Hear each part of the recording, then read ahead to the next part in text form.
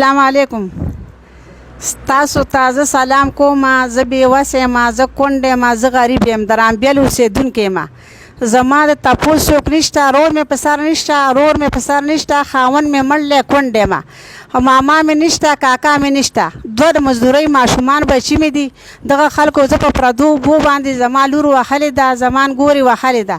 د هغې لور مې اوږه ماته شو ده او انګور مې شنه کړ ده په بیډونو باندې. زوی مې منټل کړی دی، په بیډونو باندې والی دی. زه تللی ما د مرزا صاحب راپورټ کړی دی، زما راپورټ منظور شوی دی. سوات ته تللی دی، ډاکټري پرچې رالی، زما راپورټ منظور شو. هغوی په ځان باندې بیا هغه کسانو یې بیا وکړو، وایي چې دا کسان دي زما سره روغه وکړي.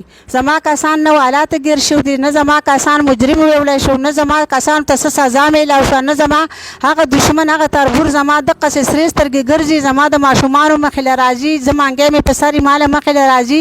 زما لور په هغه ماته ګروه باندې اوبه راوړي او هغوی سرې سترګې ګرځي، کله یو یې بیا کوي، کله دا کوي. زه تاسو ته دا هره زه درخواست کوم چې زه به خودخوشي وکړم، زه به ځان مړ کړم چې د چا د لاسه، د مرزا د لاسه، د واړۍ د تاڼې، د سوچیو د لاسه او د واړۍ د پیګانو ډیپوکانو د لاسه. تاسو ته دا درخواست کوم چې تاسو زما دا درخواست منظور کړئ، زما د لور په شانته وګڼئ، د خور په شانته مې وګڼئ، د بچو په شانته مې وګڼئ.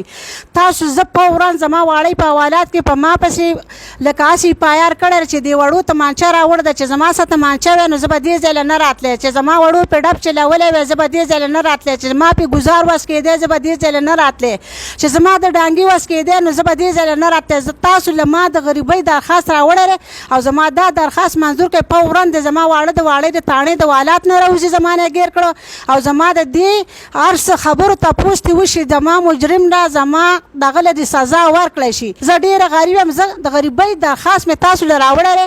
وزیر اعلی صاحب له، وزیر اعظم صاحب له، ډي پي او صاحب له، ای پي ای صاحب له، ډي سي پي صاحب له، دې ټولو له مې دا درخواست راوړی دی. زما دا درخواست دې منظور کړي او ما د لور وګڼي، خور دې ما وګڼي او زما دا درخواست دې فوراً منظور شي چې د تور سرې سره، د یتیمانو سره، د کونډو سره دا ظلم شوی دی.